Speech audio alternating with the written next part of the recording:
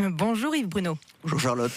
C'est pas un peu dépassé en 2016 une foire alors on trouve tout sur Internet? C'est une très bonne question. C'est une très bonne question parce qu'effectivement le modèle des foires, on pourrait le remettre en cause. Il a plus de 100 ans. Et la nôtre a fait sa 86e année. Et elle a même été édifiée en 1921 avec une interruption pendant la guerre. Mais non, parce que si vous voulez, par rapport à Internet, ce qui fait la différence, c'est le contact, c'est la convivialité. On peut voir, on peut toucher les produits, et puis aussi, on peut surtout la foire de Dijon, partager de bons moments entre amis, en famille, des moments de convivialité. Et dans cette période un peu morose, ça fait pas le mal du tout. Les commerçants, ils trouvent toujours un intérêt à ce contact comme ça direct avec les clients? Écoutez, je le crois parce que il y a un facteur qui est important, c'est le visitorat. Alors, on parlait toujours d'une foire à 200 000 habitants, 200 000 visiteurs. Mais ça, c'était le passé relativement lointain. On se stabilise autour de 170 000 visiteurs, ce qui fait de notre foire la 6e foire de France. Dijon n'est pas la 6e ville de France, c'est la 6e agglomération. Donc vous voyez quand même toute l'importance de cette foire dans la vie locale. Et est-ce que ça marche? Comment ça commence là? Ça a commencé hier, donc quels sont les débuts de la foire de Dijon? Écoutez, bien. J'ai fait le point avec mes collaborateurs qui sont là depuis certains très longtemps, puisque notre directrice commerciale, que je salue, prend sa retraite après 40 années ou 42 années de bons loyaux services.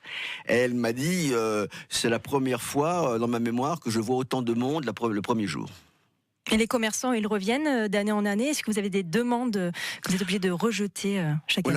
On a beaucoup de demandes, on ne peut pas toutes les satisfaire parce que notre foire n'est pas extensible, surtout elle n'a pas d'extérieur, c'est une de ses particularités. Beaucoup de foires ont des stands extérieurs et nous on peut pas se répandre, ce qui nous permet de sélectionner en quelque sorte nos exposants. Et comment vous les sélectionnez justement? Voilà. On les sélectionne en fonction de leur réputation, de leur qualité.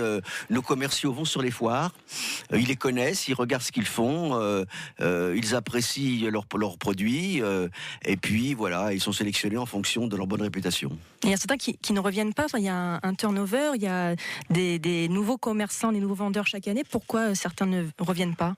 Bon, fatalement, parce qu'il y a des gens qui ne font pas, les exposants qui ne font pas leur affaire, parce qu'ils n'ont pas le produit adapté, ou parce que peut-être que leurs prix ne sont pas non plus en adéquation avec le visitorat. Et puis ça nous permet, nous aussi, d'offrir 20% à peu près de nouveaux exposants chaque année aux visiteurs. 8h-5 sur France Bleu Bourgogne. On fait déjà la foire ce matin avec Yves Bruno, le directeur général de Dijon Congrexpo. Alors Yves Bruno, la Rhénanie-Palatinat est l'invité d'honneur de cette foire et de cette foire expo. C'est un land allemand. Pourquoi? Alors, il y a plusieurs raisons. La première, c'est que depuis 4 ans, nous avons décidé d'inviter un pays qui est producteur de vin, mais de vin pas très connu du grand public, mais néanmoins de très bonne qualité. On a commencé avec l'Afrique du Sud, on a poursuivi avec le Portugal, le Chili l'année dernière. Et cette année, le vignoble allemand, le vignoble rhénan. Pourquoi? Parce que c'est un bon vignoble. Déjà, c'est le premier des critères. Et le deuxième, c'est qu'il y a des liens profonds entre la Rhénanie-Palatinat et la Bourgogne, entre Dijon et Mayence. C'est le 60e anniversaire des jumelages, le 25e anniversaire de la maison Rhénanie-Palatinat.